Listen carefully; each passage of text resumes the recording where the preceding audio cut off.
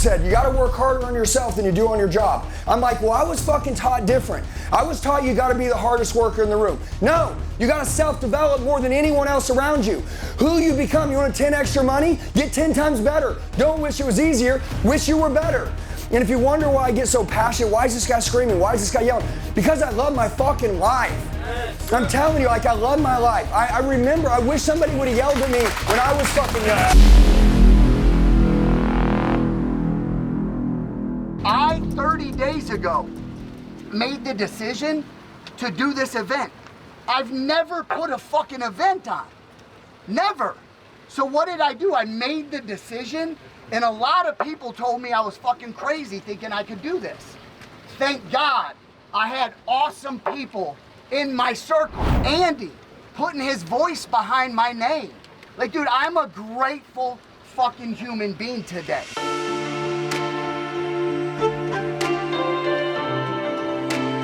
I'm gonna break my bloodline.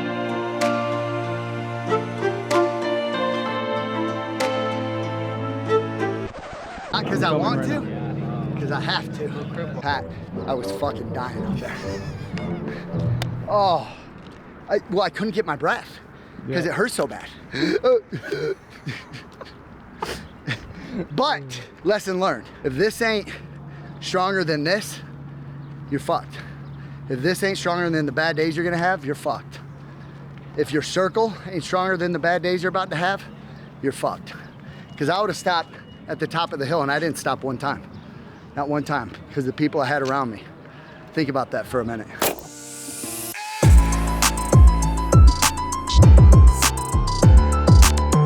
Bro, we have over 200 people lined up outside in this AZ heat, which you know is no joke. The Hustle Summit, my first event I've ever put on. This was planned 30 days ago, and people were doubting whether or not I could fill a room. And we have a line across the parking lot. Dude, it's all about getting these people to believe that they can do this. They can be the one in their family that breaks the cycle and just does the most amazing things. So today is getting them to believe, getting them the information, and then sticking close to them so I can hold them accountable to getting the actual work done.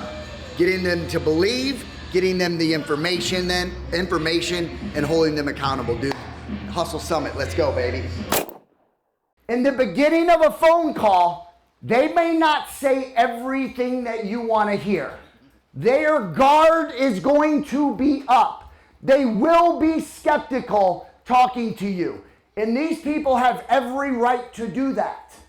All right? You're calling them out of the blue, over the phone, saying, do you want to sell your house to me? Think about that for a minute.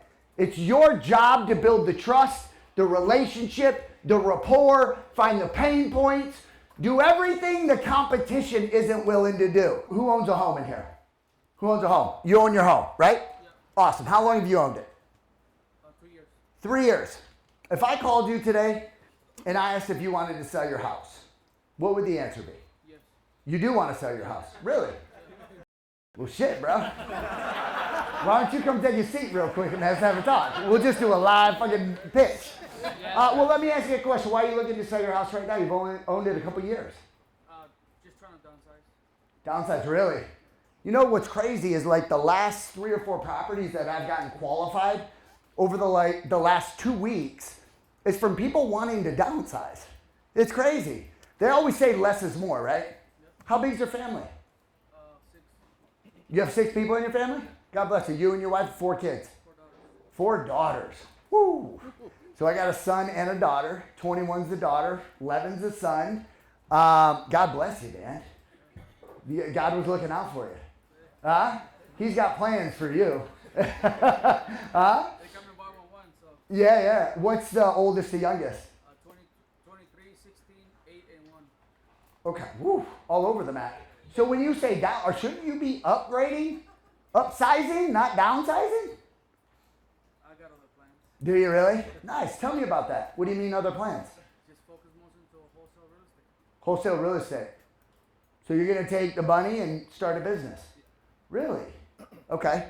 Have you and the wife talked about that? Yes. Yeah? How does she feel? Nothing. Well, to the house that we're going for, we're going back to my Airbnb house, and it's a pretty good setup. Pretty good setup? Nice. How long you and the wife been married, man? Over 10 years. 10 years?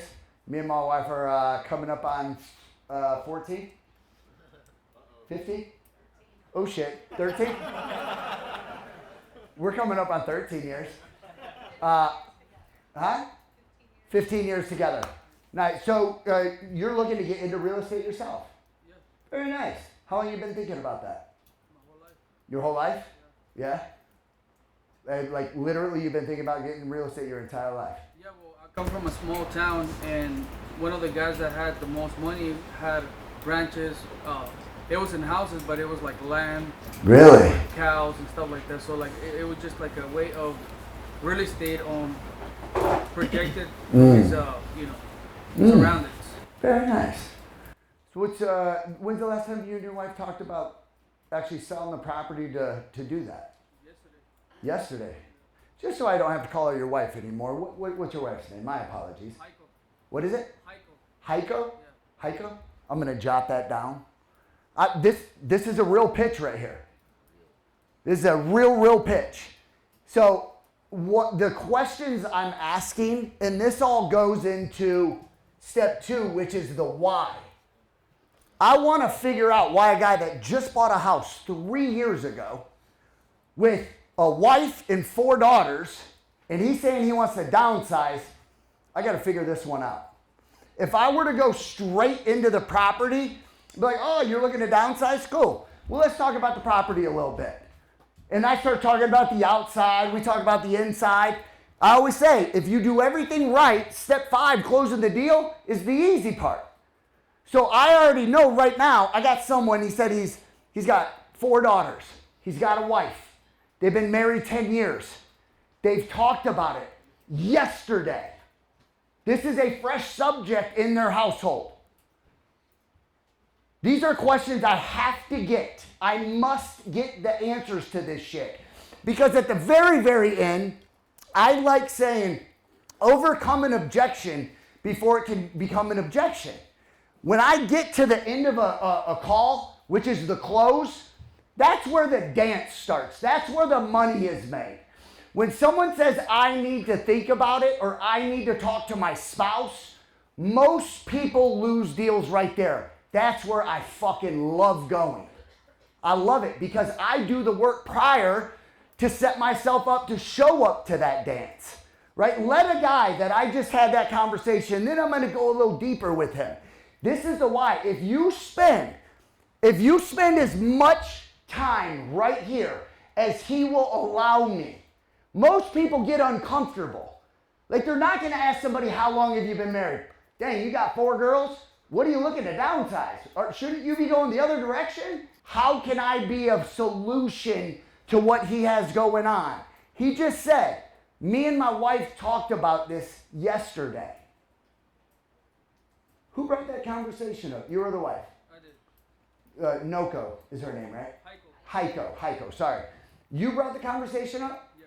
How did Heiko, bring me in on that a little bit. 3 years, I don't know if my wife would let us sell a house in 3 years. Well, here's the thing.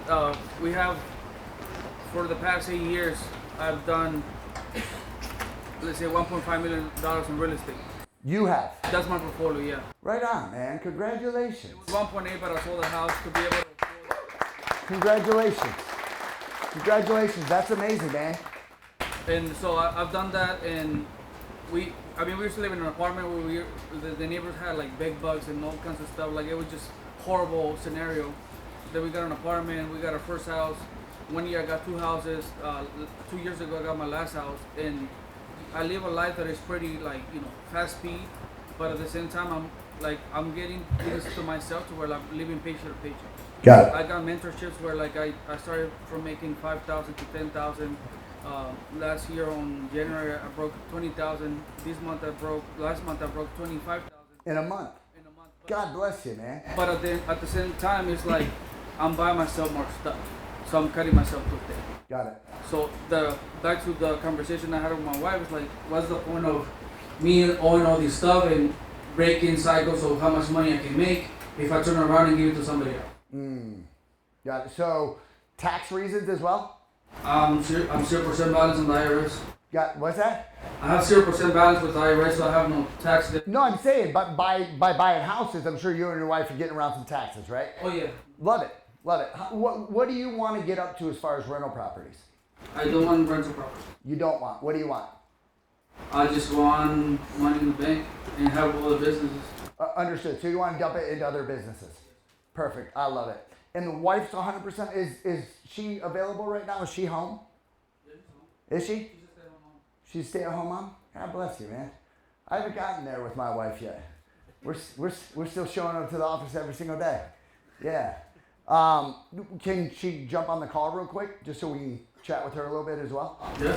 Cool. Let's get her on. Hold it. No. No.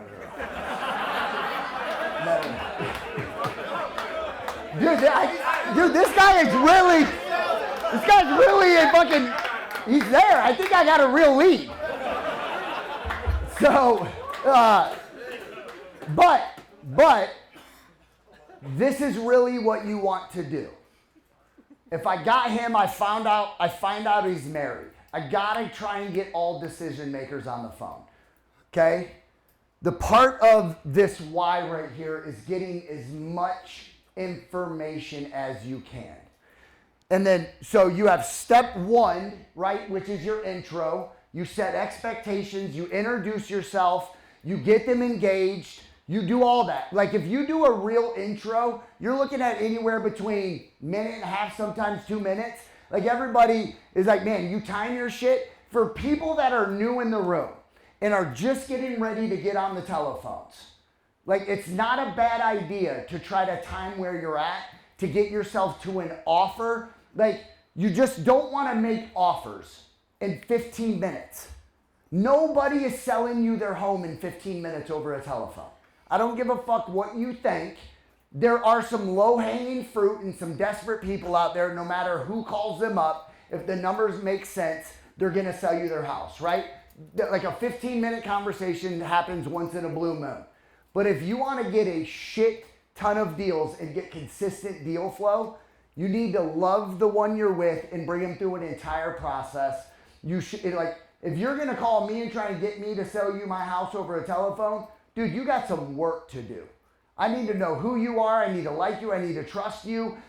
I need to know about you. You need to know about me. Every time I get on a call with somebody, dude, everybody I've ever bought a home from virtually over a phone or any deal I've ever done over a telephone, it's really not even about the product or service I'm offering them.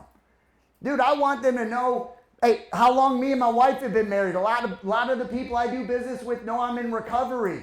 I let them know about my kids, the relationship that we have, some of the struggles I have. Like, dude, but while I'm building that rapport, they're opening up to me to where I can ask the right questions. Does that make sense? Yes?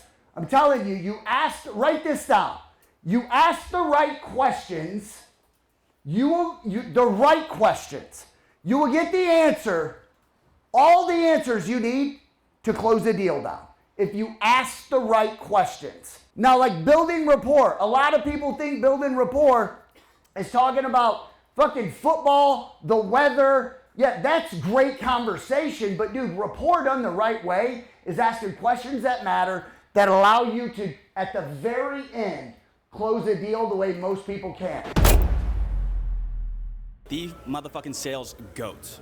Not just in the wholesale space, because I'm in the wholesale space, but in general. Goat. Sales goat. Really a warm-hearted guy, family guy, and that's what also draws us to him is he's warm at the heart, he truly cares, and he's there to help you out along the way. 100%. And just being around the right people, man, there's a lot of fake gurus in the space, but he really does it. When it comes to wholesale, Eric Cline is the best gangster I've ever seen. What attracted me to wholesaling is we run a $25 million high-ticket real estate business and real estate education business. And Eric Cline said wholesaling is just sales and marketing. And that's what made my team decide that we wanted to move into wholesaling and come get it. It's always an honor to be at the Elliott Group location here, man. These guys are full of energy, and you know, seeing Eric Cline here fits perfectly, bro. I've met him a few times, and such a good dude, man. He has really good information, and you can just feel the energy in the air, bro. These people are here to learn, and luckily he's one of the good guys that actually knows what he's really talking about. Yeah, so the information has been on point. No fluff, straight to the point, giving you points that you can go home and actually start doing right now. So that's what I love about E. Like you said, just no BS, ready to go. Met Eric Cline the first time, it was a month ago, and just, I mean, instantly just trustworthy. I'm like, I have to get this course. I have to change my life today. The energy here is simply infectious. Like, every person in this room who's trying to conduct the event, they are passing on infectious amount of energy to everyone, and you can see that right before the event starts, and I could also keep seeing that between the people who are a part of the event. I'm talking to people here, shaking hands, and they're also driven about their purpose, and looks like they want to do something big. And these are the events that you actually want to be at, where people have a purpose, they are driven, and they want to achieve their goals. It's absolutely amazing. I would recommend it to every single person who's trying to tap into the real estate space. Phenomenal event, first and foremost. I'm a big fan and friend of Eric Cline. So Eric Cline personally told me to come out all the way from Atlanta, Georgia. And I knew it was going to be a great event because Eric's always brought the energy. I've always respected Eric for what he's done coming in the industry. I've been in the industry about 5 years myself, so I've watched Eric from afar. But the event was absolutely phenomenal so far. Also watching Andy Elliott come out and give his testimony, give what he went through and how he got to where he is today has been absolutely inspirational. So I would say this is a 10 out of 10 event so far, and I'm definitely looking forward to the next summit. You never want to stop doing fact find. You never want to stop figuring out why the heck Mrs. Johnson is staying on the line with you. You always got to be digging. Always. All the way to the close. When you get to 3, you want to start outside of the house. Talk about the neighborhood. Talk about any structures outside of the house. Is it all brick? Is it just front-facing brick? If we go into the backyard, you have a pool I can't see. Why did you guys pick this neighborhood? How long have you been in the neighborhood? Was it you or the wife that picked the neighborhood? How do your kids feel about the neighborhood? Like, you want to ask as many questions as you can about the outside. After you talk about the outside of the property, the outside, right? If there's a driveway, is the driveway cracked, in good standing? Is there a bunch of debris? Is there any landscaping that's going to have to be done? Like, you want to know as much as you can about the home. Here's the reason why. When you make that offer to the homeowner, you want them to be confident that you were educated about their property when you made the offer. Think about it. You're making an offer on a home, somebody's home. More than likely, the number one asset they have attached to their name. Are they going to be confident that you've asked enough questions that your number actually means anything? 10 minutes does not do that. 30, 40, 50 minutes, they're going to be like, damn, this dude's like, he's on his shit. He's asked me everything. He's asking about the flooring, the molding. Is there popcorn ceiling? He's asking everything. Do the electrical outlets work in every single room? When I walk into the master bathroom, explain what it looks like to me. Is there tile? No? Is the pipe plumbing good? You want to know everything you can about a house. You can't ask enough questions when it comes to the house. Right before you're done talking about the interior, you just simply say, hey, Christian, I appreciate all the information that you've given me on your property today, and I appreciate the time that you've given me. What I want to do real quick is I'm going to run back to my underwriter's office. I'm going to get up from my desk. It's going to take me just a brief second. Bear with me real quick to see whether or not the property was qualified. So the way I want to position this is I'm going to get up from my desk. I'm going to run back to the underwriter's department. and I'm gonna see whether or not your property got qualified. All I'm doing is putting the phone on mute for 3 minutes, okay? He thinks I've gotten up from my desk and I ran down the hallway. I haven't. All I wanna do is sit and listen to him for 3 minutes to see if he starts talking about questions I asked him and he wouldn't give me the answers. Is the wife home? No. As soon as I put him on hold, she starts talking. Well, I just caught him in a lie, right? I'm not gonna let him know, hey, Christian, why are you lying to me? But doing this virtually over the phone, we get to leverage techniques you can't do in person, right? I can't put them on mute and act like I'm running away, but on virtually, you can do that. I may have asked him the question, how much do you want for your property? He's gonna say, I wanna hear your number first. That's normal to hear over the phone. It's normal for this guy to say, hey, I wanna hear your number first before I give you my offer, or before I give you my number, cool. I put him on a hold to say I'm going back to get his property qualified. As soon as I put him on hold, he starts talking to his wife. If they can give us $150,000, are we gonna do the deal? Boom, I just got the number. Without him knowing I even got the number from him. So I may have been getting ready to offer him 150, but I know him and his wife behind closed doors just said 150. I'm gonna come in at 120. And then I'll negotiate my way up to 150 if it's still a deal and they think they won. Does that make sense to everybody? Yes? After you do the offer, you're gonna go into the close. When you make your offer, you come in off of this, you come in off of your hold, you come back and you say, I appreciate you holding for me, Christian. And I am sorry about that wait. I didn't anticipate it was gonna be that long. But the underwriters actually approved your property and the condition and everything that we talk about. So the hard part's over with, congratulations. They're actually gonna make an offer on your property. All right, what I want you to do is jot down some information. You're gonna give them a virtual withdrawal number. It's a made up number. What you're gonna do is you leverage that for urgency, okay? Once you make an offer, I always say, hey, the offer came in a little bit higher than I was anticipating, even though it's gonna be the lowest offer we give them. Anytime you make an offer, you wanna put at least write this down, $40,000 in your first offer, okay? 40,000. The only way you're gonna get to an average spread of 20 is if you start deeper. If you make your first offer and you only have $20,000 in it, okay? You make your first offer and you're like, ooh, I got me a fat, juicy deal. And your spread, I buy it for 100, I think I can sign it for 120, right? A $20,000 spread.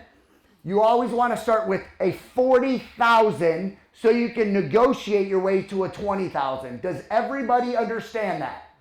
Yes? If you start with only, because some of you all in here are gonna do this. You're gonna start with $5,000. You're gonna be like, oh, I'm gonna make $5,000 on this one. You're gonna make that offer. They're gonna reject it. You have nowhere to go from there. You're gonna go to zero and you just wasted your entire phone call because you only put $5,000 in the deal. Does that make sense? The number one thing people do wrong in this industry is they underwrite the deal wrong and they give too much money on their offer. And then you can't get rid of the deal. The offer has to make sense for us. I get it, they have to say yes to it, but in order for the deal to work, the deal has to work for us. You've agreed on a number, there may be some negotiation going on, right? There might be a little negotiation after your first offer, you might have to come up a little bit. You're gonna put them on a hold, you're gonna run back to the writer's department. You never negotiate live with these people on the phone. You're only an acquisitions manager. The underwriters are the one, and you can position yourself as this. A lot of you are thinking, well, Eric, what if I'm just a one-man band? That's okay. You can still say, I have to go back to my underwriters. That's okay. You can be the underwriter. You're not lying. You're literally gonna put them on hold and put a different hat on and start underwriting the deal. So you really did have to go talk to that person.